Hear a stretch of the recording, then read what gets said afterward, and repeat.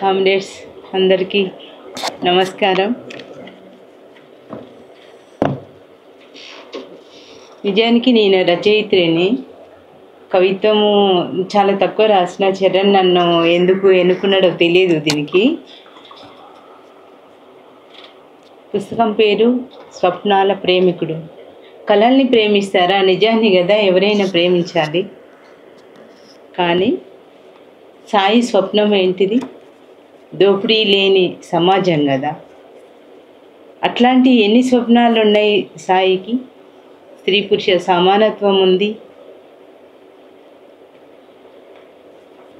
పేద ధనిక లేని సమాజం కావాలని ఉంది. అట్లాంటి ఎన్నో స్వప్నాలు ఉన్నాయి. ఆ స్వప్నాల కోసమే సాయి ఇన్ని బాధలు అనుభవించాడు చివరి వరకు.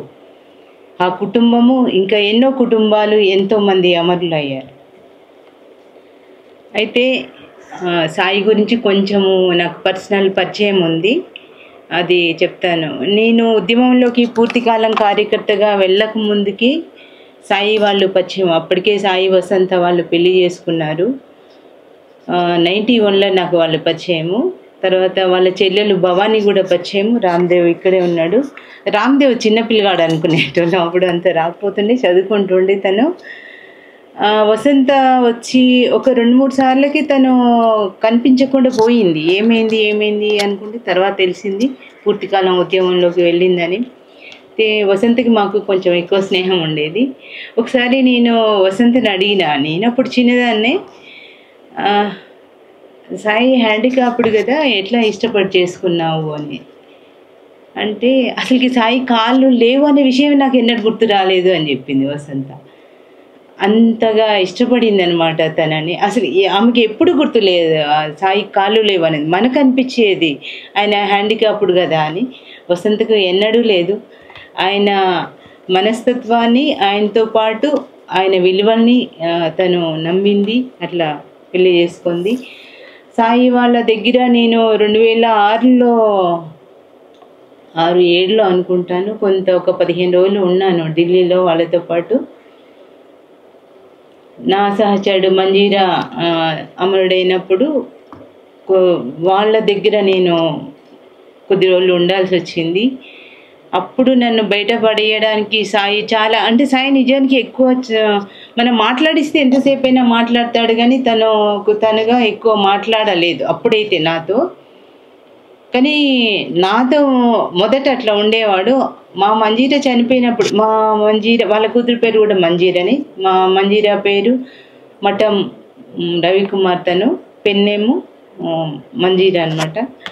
అప్పుడు చాలా మాట్లాడించేవాడు. వసంతనైతే నాకు ఖాళీగా ఉండనివ్వలేదు. ఎప్పుడు బయటికి వెళ్ళి తిప్పడము, లేకపోతే మాట్లాడించడము, ఏదో ఒక పనిలో ఇన్వాల్వ్ చేయడము, అట్లా ఉండిండ్రు.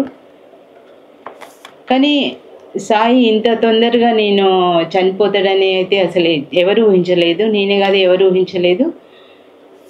కలుద్దామని ఫోన్ చేసినప్పుడు తను ఐసీయూలో ఉన్నాడు, కలవద్దని అన్నారు డాక్టర్లు అని అన్నారు. కొద్ది రోజుల్లోనే సాయి చనిపోయాడు.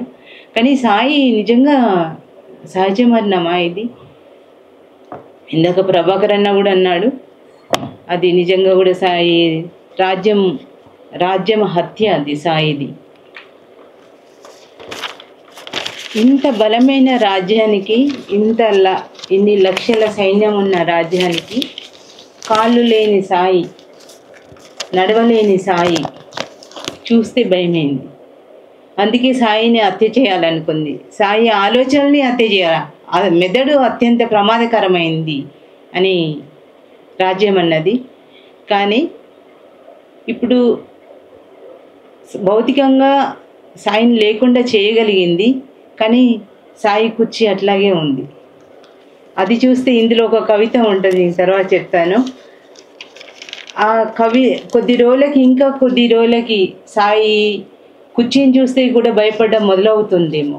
ఎందుకంటే సాయికి ప్రతీకగా, సాయికి కొనసాగింపుగా ఆ కుర్చీ అందరి మనసులలో ఉంది. తను ముందు మాటలలో కూడా రాశారు సారు, చాలామంది మనసులలో సాయికి ప్రతీకగా అది నిలిచిపోయింది. ఇంకోటి, ఈ పుస్తకము ఇట్లా తీసుకురావడం ఒక వ్యక్తులుగా సంస్థలుగా తీసుకొస్తున్నాయి ఎవరైనా చనిపోయినప్పుడు. కానీ పూనుకొని యువకుల అందరినీ కదిలించి ఈ పుస్తకం తీసుకురావడం అనేది నిజంగా చాలా ఆహ్వానించదగిన విషయము. చాలా మంచి కవితలు ఉన్నాయి, ప్రతి ఒక్కరు కూడా చాలా స్పందించి రాశారు.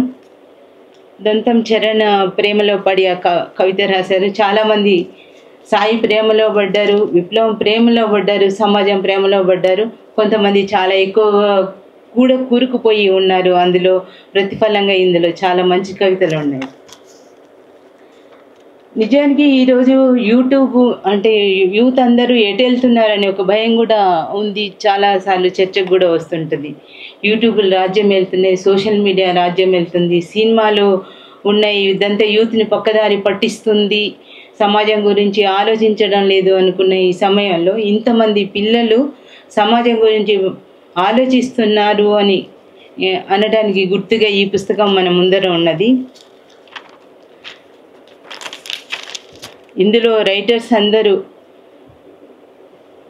సాయి మీద రాజ్యం చేసిన హింసని, నిరంకుశత్వాన్ని, న్యాయస్థానాలు చేసిన అన్యాయాల మీద తమ ఆవేదనని, ఆగ్రహాన్ని, ధిక్కారాన్ని ప్రకటించారు. సాయి మరణించలేదని ప్రశ్నించే గొంతులో, ఎత్తిన పిడికిళ్లలో, ప్రజల నినాదాల్లో బతికే ఉన్నాడని స్పష్టంగా రాశారు. స్ఫూర్తివంతమైన కవితల్ని ఎన్నింటినో రాశారు. ఇందులో ఒక కవి అంటారు, నేను విత్తనాలుగా పండిస్తాను మీ మాటల్ని అని. సాయిని ఎంతగా గుర్తు చేసుకున్నారో ఈ కవితల్లో అంతే స్ఫూర్తిని కూడా పొందిండ్రు. అట్లాగే సాయిని మోసిన చక్రాల కుర్చీ గురించి చాలా కవితలలో పేర్కొన్నారు. సాయి గురించి ఎంతైతే రాశారో సాయి కుర్చీని కూడా పేర్కొన్నారు, చాలా కవితల్లో రాశారు.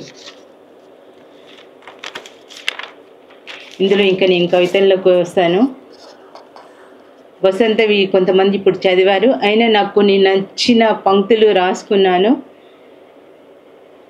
లావణ్య రాస్తుంది, ఏ వసంతం కోసం ఆలోచనలు హత్య చేయబడుతున్న కాలాన నీ మెదడుని పిడికిలి చేశావు అంటుంది. అట్లాగే పేర్ల రాము అంటారు, ప్రియమైన సాయిబాబా, మీరు జైలు గోడల మీదనే మానవీయ మొక్కలను నాటినవారు. ప్రియమైన సాయిబాబా, నిరాశల సంఖ్యలు తెంపుకొని మీరిప్పుడు మిమ్మల్ని నాకిచ్చారు, వాళ్ళకిచ్చారు, దేశానికి ఇచ్చారు, ప్రపంచానికి కొత్త చైతన్యదారులయ్యారు.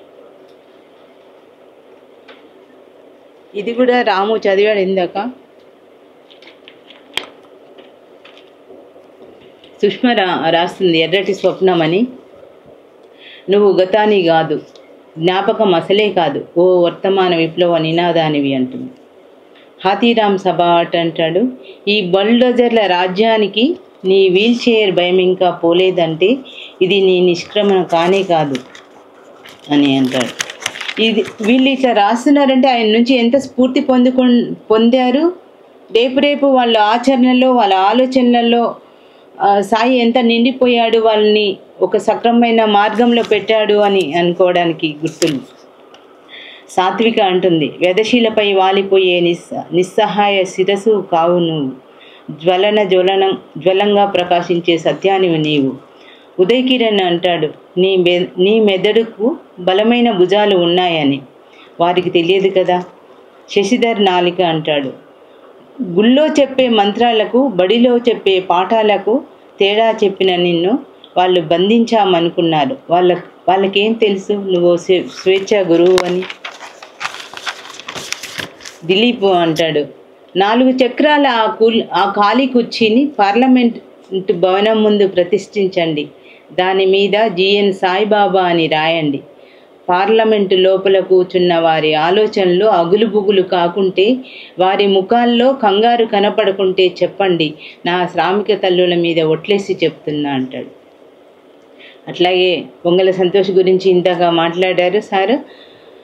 శ్రీనిధి విప్లవశ్రీ అంటుంది, మిత్రమా, ఈ రాజ్యాన్ని భయపెట్టడానికి కాసిన్ని ప్రశ్నలు, యువకుల పిడికిళ్ళు, పదునైన మెదళ్ళు సరిపోతాయి అంటుంది. ఆయుధాలే అవసరం లేదు, రాజ్యము వాటికి కూడా భయపడుతుంది అంటే అది కాగిత పులి అని చెప్పడానికి ఇంతకంటే ఇంకొక ఉదాహరణ అవసరం లేదు. రామఫణీంద్ర అంటాడు, నాటి చక్రం చరిత్రకు నాందైతే అశోక చక్రం మనము ఉంటుంది కదా, నాటి చక్రం చరిత్రకు నాందైతే నేటి చక్రాలకు వచ్చి దాన్ని సరైన దిశకు చేర్చే వాహనం అంటాడు. సాయి కిరణ్ తను కూడా ఒక కవిత రాశాడు, సజీవ పోరాట బాట అని అంటూ. బాజీ బాబు చాలా మంచి కవిత రాశాడు. అబ్బాయి, నువ్వు మరణించవచ్చు, రెక్కలు విప్పుకున్న నీ స్వప్నంలో నుంచి, నీ ఆశయాలలో నుంచి, నీ పోరాట స్ఫూర్తి నుంచి చావును నిరాకరిస్తూ మేము పుడుతూనే ఉంటామంటాడు. బాలు అగ్నివేష్ కూడా ఇమ్మోర్టాలిటీ అని కవిత రాశాడు. శ్రావణ్ పూలన్ ఇంకోటి ఇందులో అన్నయ్య చెప్పాడు ఇందాక, సగం 2 వంతులలో ఒక 3 వంతులలో ఒక వంతు అమ్మాయిలు రాశారు. అమ్మాయిల ఎక్స్ప్రెషన్ నాకు ఎక్కువ నచ్చింది. శ్రావణి పూలన్ అంటుంది, సాయి గొంతుతో మాట్లాడింది. ఇద్దరు రాశారు సాయి గొంతుతో. ఇందులో శ్రావణి అంటుంది, మళ్ళీ మళ్ళీ హక్కునై ప్రవహిస్తాను, ప్రశ్నై ఉదయిస్తాను, ఉదయించక మానను నేను, ఉద్యమించక మానను నేను, వసంత నా వీల్ చైర్ జాగ్రత్త అంటుంది సాయి గొంతులోంచి. తర్వాత నగేష్ యాదవ్, ధిక్కార స్వరాన్ని రెయిన్బోలుగా పూయిస్తుంటే రాజ్యానికి నువ్వంటే భయం.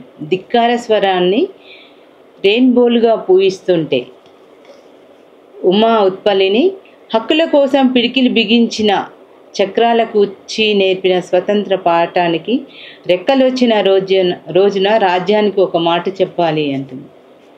స్ఫూర్తి, ప్రేమ సందేశాన్ని మోసుకుపోయే దూత, ప్రియమైన కబీర్ నీకు జోహర్లు అంటుంది. కబీర్ సాహిత్యం కబీర్ గురించి సాయి రాశాడు కాబట్టి అట్లా ఇద్దరు రైటర్స్ ఇందులో కవులు రాశారు కబీర్ తోటి సాయిని పోలుస్తూ. చాంప్లా రాస్తుంది, నీ చేతి తడిని తమలో వంపుకొని నీ ఆశయాల బాటలో ప్రయాణమైన పుస్తకాలు. ఆయన ఎక్కువ పుస్తకాలు చదువుతాడు కాబట్టి సాయిని, ఆ పుస్తకాలని సాయి ప్రతి జ్ఞాపకాన్ని కవితల్లో ఇముడ్చుకున్నారు. తగుళ్ళ గోపాల్ పద్మావతి కొడుకంటి రాసింది, వాడి శాంతి కపోతాన్ని రెక్కలు విచ్చి బంధించాననుకున్నాడు, అయినా వాడు అశాంతితోనే కలత చెందాడు అంటుంది. తగుళ్ళ గోపాల్ కవిత నాకు చాలా నచ్చింది. ఇందులో కుట్రపాఠాలని అర్థం చేయించడానికి స్పెషల్ క్లాస్ తీసుకుంటానని చెప్పారు, ఎర్ర పెన్నుతో సంతకం పెట్టడానికి ప్రొఫెసర్ సారు మీరు వస్తారు కదూ అంటూ ముగిస్తాడు. ఆ ఎర్ర పెన్ను అనేది సంగీతంగా వాడుకున్నాడు. పల్లిపట్టి నాగరాజు తను రాశాడు, నేనెప్పుడు కలుసుకోలేకపోయినా నా ఆలోచనల జతకాప, మనిషి నడిచే తోవలో ముళ్ళు ముడుకల్ని తొలగిస్తున్నప్పుడల్లా నీ చక్రాల బండితో మా పక్కనే ఉంటావు కదూ అంటూ చాలా ఆర్తిగా అడుగుతాడు. ఎప్పుడు సాయి మీ ఆలోచనలో ఉంటాడు. అనంతోజి మోహన్ కృష్ణ కూడా చాలా మంచి కవిత రాసిండు. తండ హరీష్, ఉదయించే సూర్యుడి వెచ్చని కిరణాల తాకిడి పచ్చి పచ్చిగా తాకినాక ప్రశ్నించే గొంతుగా మారి ఇక్కడే ఉండిపోయావన్న సంగతి తెలుసుకున్నా అంటాడు. ఇట్లా అందరూ కవితలు రాసుకుంటూ వచ్చాను. దియా విఘ్నేష్, కాళ్ళుండి కదలలేని బద్దకస్తుల నెత్తి మీద 2 మొట్టికాయలేసి అందరినీ కూడగట్టే శబదం ఒకటి తీసుకున్నాడు సాయి అంట రాస్తాడు. అంటే ఈ సమాజాన్ని మేల్కొల్పడానికి సాయి ఎన్నో రచనలు చేశాడు అనడానికి అది రాశాడు. అమృతరాజు, సాయి జోహార్ అంటూ పాట.